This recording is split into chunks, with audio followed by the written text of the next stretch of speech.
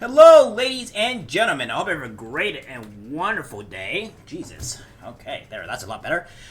So what we have here is something interesting to say, at the least, all right? Where the inflation is really affecting people, really affecting stores, and apparently Walgreens is now closing. About 8,600 of them. But, to be correct, it's closing 2,000. 8,600 are expected to close in the next coming years because, well, they just can't handle with the inflation, which is not looking very good for people that need to get their actual drugs or prescriptions, to probably either stay alive or fix any kind of ailments that they have. So, what we have here is from the Post-Millennial saying Walgreens to shutter over 2,000 U.S. stores due to inflation. Walgreens will be closing over 2,000 stores in the U.S. after it has been hit by inflation and customers cutting down on spending habits. The pharmacy and convenience store chain is looking to turn around its business. Walgreens CEO Tim Wentworth said during a Thursday earnings call, the current pharmacy model is not sustainable. Only around 75% of the company's stores account for 100% of the company's adjusted operating income. In turn, a quarter of its 8,600 stores will be facing closures over the next few years or so. It would result in about 2,150 stores closing their doors per CBS News. Changes are imminent, Wentworth said of the oncoming closures. However, he added, there's not an exact number. The CEO added that Walgreens will be shutting down stores that are underperforming, but that same locations could be shifted up in their profits as well. With higher prices and inflation, consumers have been increasingly selective and price sensitive on their selections. About a month ago, Walgreens cut the prices on 1,300 products to keep up with price drops as the economy showed signs of slowing down along with other retailers. The company does not expect to have mass layoffs and believes that the employees at these locations shutting down can go to others. You don't need to have the number of stores we have today, Wentworth said. Reducing capacity is not a bad thing from a payer standpoint. He added that the company's footprint will remain the same, but with fewer locations in place. The pharmacy industry itself, aside from Walgreens, is also having a tough time in the U.S. market.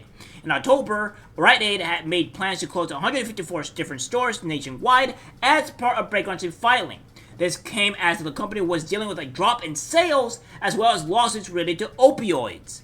Since Biden took office, prices of goods on the consumer index are up around 20% on average. The White House, which coined the term Bidenomics, has used the term less and less in recent months, according to USA Today, and the economy has been one of the top issues for most Americans ahead of the election in November, along with illegal immigrants. So there's a huge problem with this, right? Where 2,000 U.S. stores are being closed, Walgreens stores at least, because the inflation is just too bad for them to handle. We have this as well from the Fast Company saying Walgreens is closing a chunk of its 8,600 stores as the list of struggling retailers grows. Walgreens will be closing a substantial number of its more than 8,600 U.S. stores over the next 3 years. The pharmacy chain has not announced exactly how many it will shutter or exactly when, but on a call with analyst Thursday CEO Tim Wentworth said that around 25% of the company's struggling stores will see changes. Those changes will include the closure of a significant portion of these underperforming stores over the next 3 years. Walgreens did not immediately respond to Fast Company's request for clarification.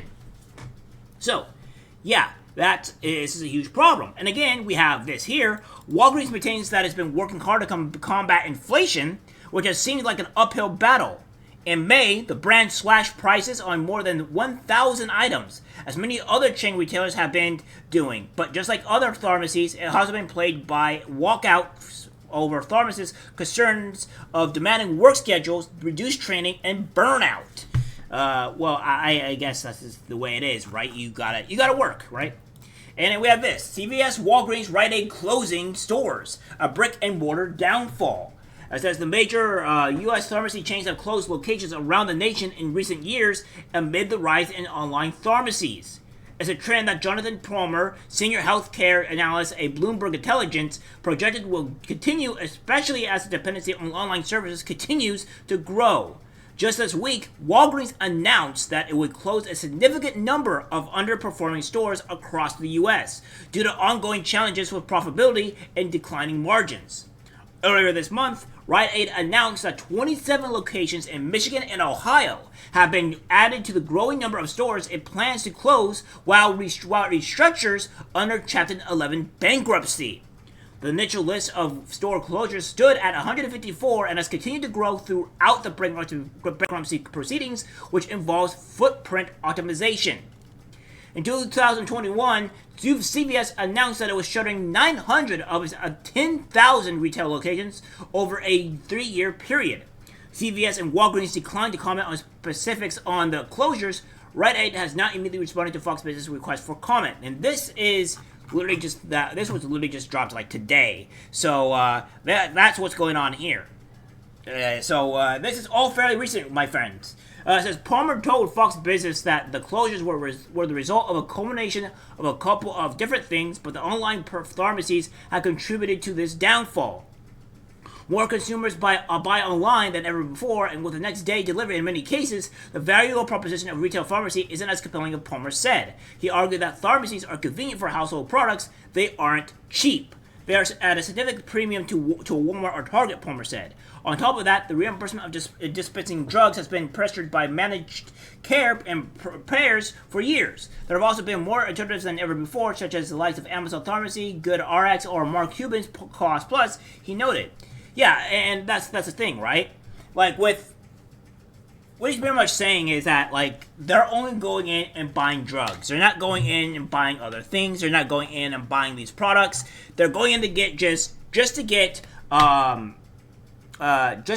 their prescriptions or their drugs that they need, and that's it. They're not buying anything else, and that means all the products that they are, essentially having or have bought are staying shelved, and that's costing them money, and they can't deal with it, and it's just a huge problem.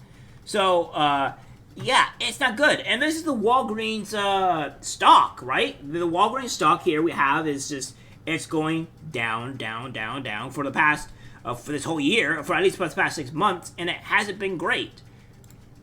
And then you do a month here, it's just like, it's steady, and then it just takes a huge dip in June, and 5 days, it's not as bad, and then we go do a year. Even a year, it hasn't been good, right? We go this here too, it's still not doing great. Like, this store is really on the brink of collapse here in 5 years, and they're counting this for 2019, so 2019 is normal, right? And this is like where essentially Biden comes in, and it's doing okay, it's still down, right? It's still going down, but, it's managing somewhat.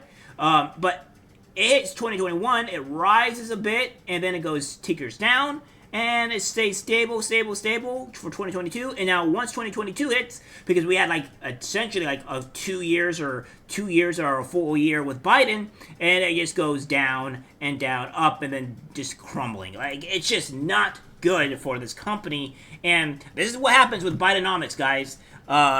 It's really causing a lot of our stores to go bankrupt, to close down, and it's not great.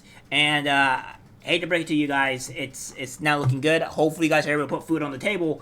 But as you see here, Bidenomics is in full effect, and inflation is truly here, whether Biden wants to acknowledge it or not. And it's pretty chaotic. Alright guys, that's it for the video. Like, guys, share. As always, take care, my friends.